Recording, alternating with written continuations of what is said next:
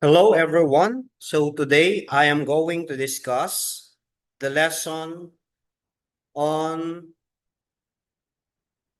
Erik Erikson, psychosocial development theory. Okay, so to start with, let us have the introduction on the psychosocial development theory. So psychosocial development theory is based on 8 stages of development, wherein Erickson's theory is based on the idea that development through life is a series of stages which are each defined by a crisis or challenge. So, kung mapapansin nyo po, sa bawat stage dito po sa psychosocial development theory na kung saan ito po ay ang proponent po dito ay si Erik Erikson. So, bawat stage po ay mayroon pong pinagdadaanan na crisis or challenge. So, the early stages provide the foundations for later stages. So, Erikson says that if a child does not resolve a crisis in a particular stage, they will have problems in later stages. So, kapag hindi niya uh, na-resolve or na-resolbahan yung pinagdadaanan niyang crisis doon po sa stage na yon, magkakaroon siya ngayon ng conflict or problems in the later stages. For example, if an adolescent does not establish their own identity, they will have difficulty in relationships as an adult. So, in this theory, Erik Erikson was an ego psychologist. Okay, pag sinabi natin ego, that's the reality principle. Okay, who developed one of the most popular and influential theories of development. While his theory was impacted by psychoanalysis, Simon Freud or Freud's work, Erikson's theory centered on psychosocial development rather than psychosexual development. Okay? So, kung kay Sigmund Freud ay nakatuon sa psychosexual development, ito naman kay Erik Erikson, nakatuon siya sa psychosocial, sa pakikisalamuhan ng tao. Okay, so Erikson's theory was based on what is known as the epigenetic principle. This principle suggests that people grow in a sequence that occurs over time and in the context of a larger community. So, Erikson called an extreme tendency towards the syntonic or what we call first disposition, a maladaptation. So, pag sinabi nating syntonic, that's maladaptation. And he identified specific words to represent the maladaptation at each stage. So, he called an extreme tendency towards the dystonic naman. This is the second disposition. So, kung may first disposition, may second disposition naman. This is the malignancy. Okay? And again, he identified specific words to represent the malignancy as at each stage. So, si Erik Erikson po ay pinanganak or lumaki sa Central Europe. Okay? He has broken home, raised by his mom and stepfather. He experienced tough adolescence. Okay? Left home early. He is an artist, a painter. So, bago siya naging Erikson, siya ay hamburger muna. Okay? So, ang apelido niya ay hamburger. Okay? Hindi yung hamburger na kinakain ko ha. Okay? Homberger. Hamburger to Erickson. And he meet, okay, Anna. So his assumptions are this: self is only developed with others. Life is made up of dualities. Ibig sabihin, pwedeng sa kabilang side or sa kabilang side din. Okay? So, ang buhay ay nahati sa dalawa, di ba? If we fail, nagiging hindi maganda yung tahak or landas ng buhay po natin. Pero if we succeed, then nagiging maayos, nagiging maganda yung flow ng buhay natin. Okay? So, up versus down, inside versus outside, etc. Extremes are part of the same continuum. Extremes are in conflict with each other. Extremes have a positive and negative impact. Resolving the conflict is personal growth. So, let's proceed to the psychosocial development. Okay? Actually, this psychosocial development ay may impluwensya sa pag-aaral ni Simon Freud. Because Simon Freud studied on the psychosexual development while this Erickson's theory is focusing on the psychosocial. Kaya Freudian influences. Of course, issues from your childhood. And issues don't go away. So Freud maintained that you get stuck at stages. Like for example, yung pinag-aralan natin, kapag hindi ka na-satisfy sa oral stage, meron tayong tinatawag na oral receptive, di ba? Oral aggressive. Oral aggressive and oral uh, aggressive and oral. What is the other one? That's, i-check natin. Para sure.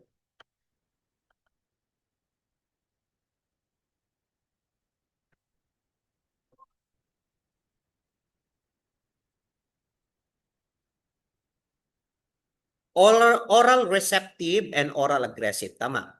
So oral receptive is having strong tendency to smoke, drink alcohol, or overeat, while oral aggressive is having a tendency to bite his or her nails or use curse words or even gossip.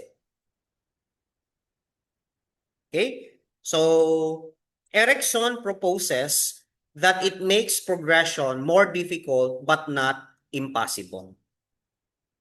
Okay? So, syempre, sa lahat ng stages ng buhay po natin, meron po tayong pagdadaanan. So, Erickson proposes that therapy should focus on resolving earlier conflicts. Okay? Syempre, bago tayo or bago natin maharap yung mga panibagong pagsubok, kailangan yung mga past conflicts, kailangan ma-resolve muna. Okay? Bago natin maharap yung panibagong conflict. Kasi syempre, ang buhay ay punong-puno ng pagsubok. Lahat naman ng dumaraan sa ating buhay ay may kaakibat na problema. Pero syempre, yun yung nagpapatibay po sa atin. Di ba? So here are the stages, okay, of Erickson's psychosocial development theory. So kung mapapansin nyo, sa infancy, may mga issues yan. Trust versus mistrust. Okay? If needs are dependably met, infants develop a sense of basic trust. Pagdating naman sa stage ng toddlerhood, ang issue dyan or issues, we have autonomy versus shame and doubt. So toddlers learn to exercise will and do things for themselves or they doubt their abilities. We have also sa stage ng preschooler, okay, ang issues dyan ay initiative versus guilt. Preschoolers learn to initiate tasks and carry out plans or they feel guilty about efforts to be independent. Okay? Then we have sa elementary school, ang issue or issues, we have competence versus inferiority. So children learn to pleasure of applying themselves to tasks or they feel inferior. Next stage is adolescence. So the issues, identity versus role confusion, wherein ito po yung nararanasan nyo ngayon sa stage na to. Okay? Andito na kayo sa adolescent stage. Okay? So teenagers work at refining a sense of self by testing roles and then integrating them to form a single identity, or they become confused about who they are. Next stage, we have young adulthood. Okay, from 20s to early 40s. Okay? O ito na yung early adulthood. Ang issues dito ay intimacy versus isolation.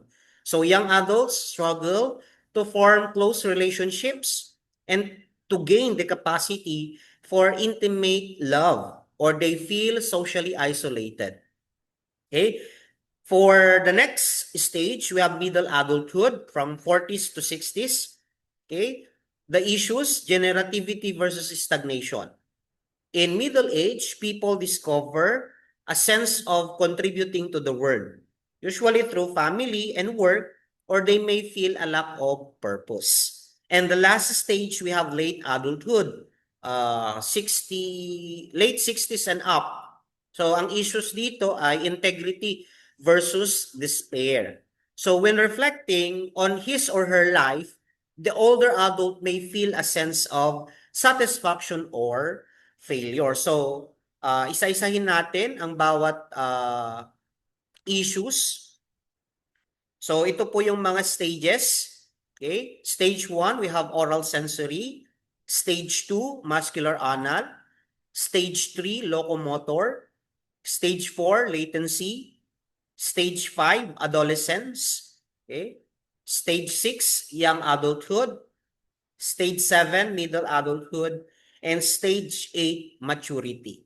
Okay, so ito po yung pinaka, ang tawag dito, kumbaga, makikita natin yung pinaka summary ng stages of psychosocial development. Okay? So, nandyan po ang infancy, trust versus mistrust, early childhood, autonomy versus shame and doubt. Preschool, we have initiative versus guilt. School age, industry versus inferiority. Adolescence, identity versus role confusion. Young adulthood, intimacy versus isolation. Middle adulthood, generativity versus stagnation. And the last, maturity, ego integrity versus despair. So, unahin natin itong stage 1, which is the oral sensory, trust versus mistrust. So, dito po sa stage po na to, according to Erik Erikson, so, dito po sa stage na to, from birth to 1-year-old, okay? Usually, sa stage po ng infancy, ang basic conflict po dito is trust versus mistrust. So, the important event is feeding. And the important relationship is with the mother. So, di ba, nung tayo po ay nasa stage po na to, iiyak tayo kapag hindi natin kilala yung kumakarga sa atin. Pero kapag nasa nanay tayo or nasa kamay tayo ng nanay natin, hindi tayo iiyak kasi nga pinagkakatiwalaan po natin siya. So the infant must develop a loving, trusting relationship with the mother or caregiver through feeding, teething, and comforting. So failure to resolve this conflict can lead to sensory distortion and withdrawal. Kaya kapag may issue ka sa trust, titiwala, okay, ito po yung stage na hindi mo po na-resolbahan. So this stage is all about fulfilling needs. The baby needs to trust the world around them to take care of their needs. If they are hungry, they need to develop trust and they will be fed. Okay? If they are not fed, or their diaper is left dirty, they may develop a mistrust of the outside world. This sense of trust or mistrust can affect us throughout the rest of our lives. So, di ba, kapag pinabayaan tayo ng mga magulang natin, hindi tayo masyadong inaalagaan, hindi, di ba, nagkakaroon tayo ng trust issues. Okay? So, ang conflict po dito sa stage na to is or the virtue or basic strength developed in this stage is hope. Okay? Hope. Okay? So the second stage, stage 2, muscular anal, ang issues po dito is autonomy versus shame and doubt. So dito po sa stage na to, okay, from age 1 to 3 years old. So nasa toddler na. The basic conflict is autonomy versus shame and doubt. Okay? So the important event is toilet training. So nasa anal stage na to pag kinumpara natin sa psychosexual development theory, okay, yung stage po ng psychosexual.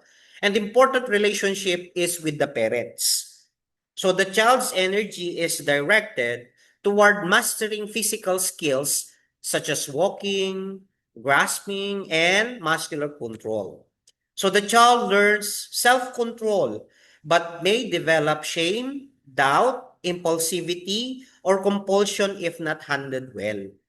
So dito po sa autonomy versus shame and doubt, autonomy means being your own boss. Kumbaga, kaya ko na to, ginagawa ko to kasi kaya ko na. Her, a toddler, tries to control their own bodies by toilet training and their environment. By always saying, no, kaya ko na. Di ba? Sometimes they do poopy in their pants. Okay, nagpo-poop sila sa pants nila and get yelled at by their parents, causing shame and doubt in their own abilities.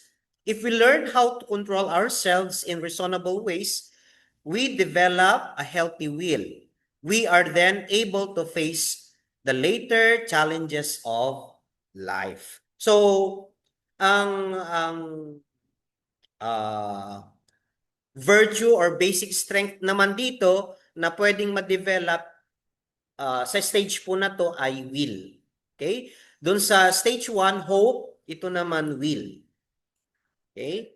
So, let's proceed to stage 3, the locomotor. Okay? Ang issue dito or issues ay initiative versus guilt. From age 3 to 6 years old, so nasa preschool na po ang mga nasa stage po na to. So the basic conflict here is initiative versus guilt. Okay? So the important event is independence and the important relationship is family. So the child continues to become more assertive in exploration, discovery, adventure, and play. So the child may show too much force in this stage, causing feelings of guilt. So failure to resolve this conflict can lead to ruthlessness and inhibition. So dito po sa stage na to, here the keyword in a child's life changes from no to why. Kung doon sa autonomy versus shame and doubt, no, kasi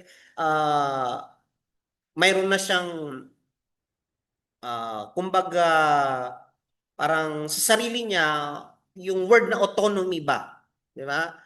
Kapag gusto niya.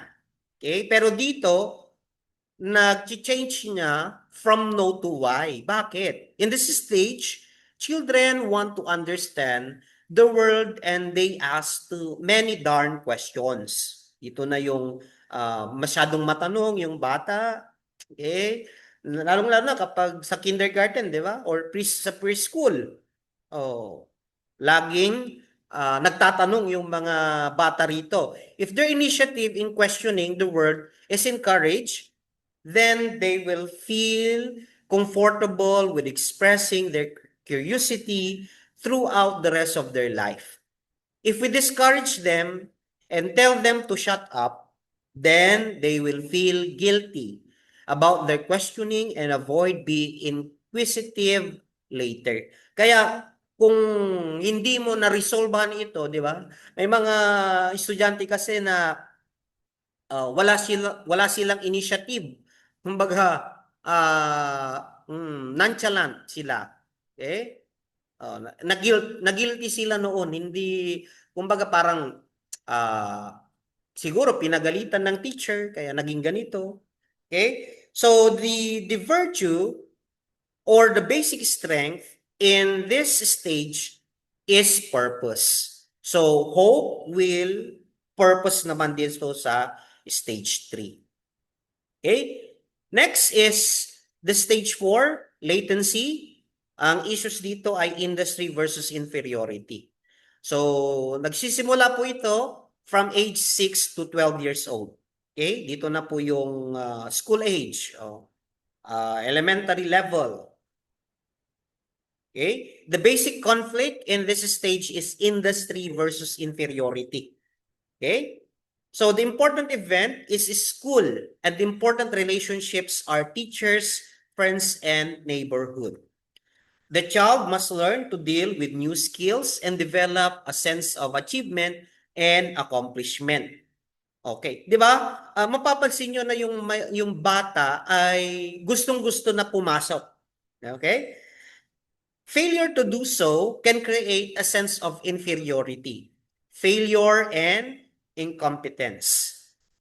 Okay? So, dito po sa industry versus inferiority, this is where most children begin formal education, what we call school. For the first time, children are being formally evaluated.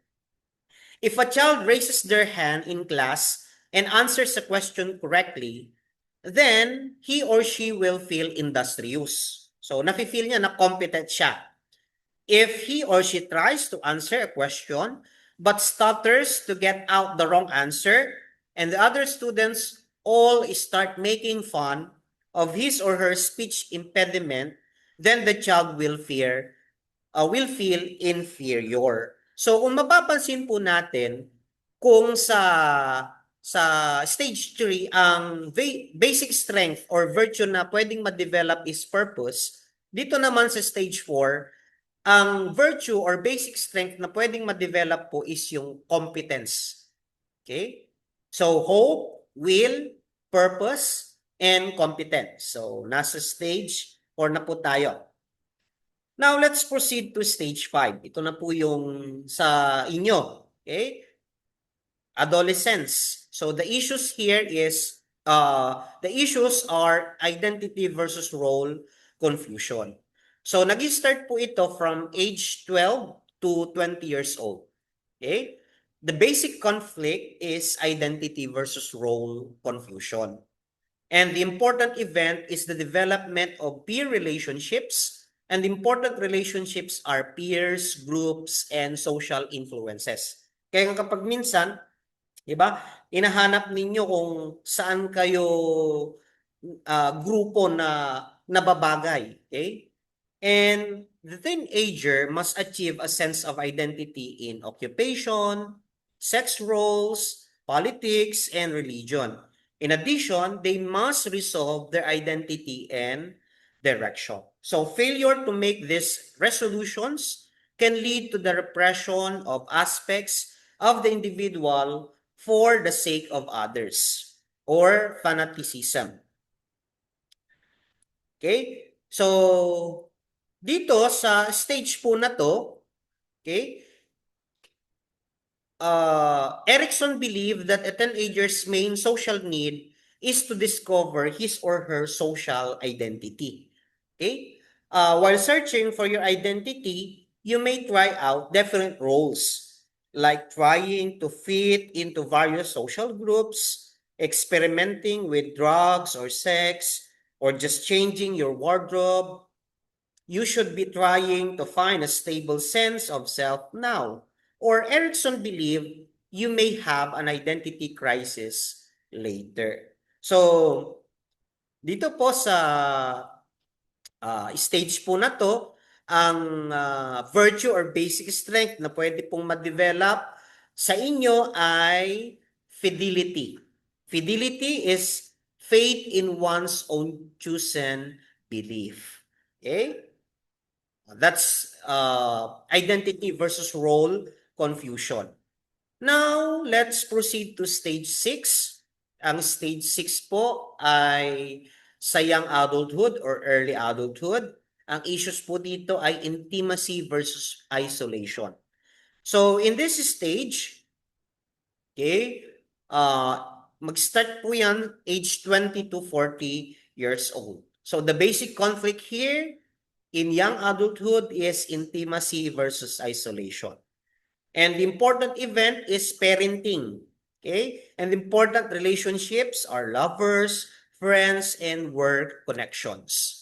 So in this stage, the individual must develop intimate relationships through work and social life. Failure to make such connections can lead to promiscuity, exclusivity, and isolation. So dito po sa stage po na to, young adults are trying to balance their careers or career efforts such as work, school, or self-improvement. Kaya kung mapapansin po ninyo, yung mga ibang instructors na nandito po sa stage po na to, okay, they balance their career efforts or they balance their life. Okay? Work and life balance kumbaga, 'di ba? Minsan they attend to seminars, they travel, okay? Minsan masyado silang tutok sa kanilang trabaho with the need to be an intimate relationship with another person. So, syempre dito, nagkakaroon na sila ng time na bumuo ng family. Okay? How much time should I spend looking for a relationship? Okay? What if I don't find anybody? What if I am all alone for the rest of my life? Diba? Kung mapapansin nyo, ang daming mga nagpo-post sa social media, sa TikTok, okay, sa Facebook, nag-share sila ng mga post na about paano sila makakahanap ng jowa, 'di ba? Paano kaya kapag single na sila, buong buhay nila, okay? So, the virtue or the basic strength in this stage, sa stage po ng young adulthood ay love. Okay? So, hope, will, purpose, competence, fidelity, and love. Next stage in the middle adulthood, we have generativity versus stagnation. So, this stage from 40 years old to 65 years old. Or nasa mga 40 to 60. Okay? Kasi sa late adulthood, nasa 61 above na eh. So the basic conflict is generativity versus stagnation. So the important event is parenting, And important relationships are with children and the community. So, kung atin pong titingnan, kasi nandito po na po ako sa stage na to, middle adulthood, ang ang importanteng anong tawag dito, yung kailangan kong matutukan ay about parenting na. Pero syempre, dahil ini-enjoy ko pang pagiging single, kaya siguro depende. Okay? Kasi in in the stage of middle adulthood, nasa 30, saan ba 'yon? 30. So kung ang adolescence ay 13 to 18, 19 to 29 ang early adulthood. So from 30 to 60. 30 to 60 ay nasa middle adulthood. Pero dito sa present sa inyo, age 40 to 65. So ang important event diyan ay parenting. Pero wala pa ako diyan eh. And the important relationships are with children and the community. So in this stage, uh, it is based on the idea that each adult must find a way to satisfy, support, and contribute to the next generation. It is often thought of as giving back. Failure to resolve this stage can lead to overextension or rejectivity. So, dito po sa generativity versus stagnation, si Erikson naniniwala that by the time we reach our mid-30s to mid-50s, we start to really examine our lives and see if it is going the way we plan it, or did it take a drastic turn? This is where some people take drastic steps and change their lives. You could see a lot of late divorces or extreme changes in clothes or cars. We call this experience a midlife crisis. So dito po ang virtue or basic strength na pwede pong ma-develop ay care. So, okay, pagkatapos ng love, may care naman. And the last stage is the maturity stage. Okay, ang issues dito ay integrity versus despair. Okay, age 65 to death. Saklap naman. Siyempre ang lahat naman tayo ay darating sa panahon na mawawala dito po sa mundong ibabaw. Okay? So ito na po yung pinaka last stage according to uh, Erikson o Erik Erikson. So the basic conflict is ego, integrity versus despair. And the important event is reflection on and acceptance of the individual's life. So the individual is creating meaning and purpose in one's life and reflecting on life achievements. And failure to resolve this conflict can create feelings of disdain and despair. So dito po sa last stage po na to, towards the end of our lives, we look back and evaluate ourselves. Did we live a good life? Leave behind a legacy of friends or family? Or did we waste our time playing, halimbawa ngayon, ano yung mga nauuso? Like Clash of Clans, Mobile Legends. Yan. If we feel like there were many lost opportunities along the way, we may fall into despair.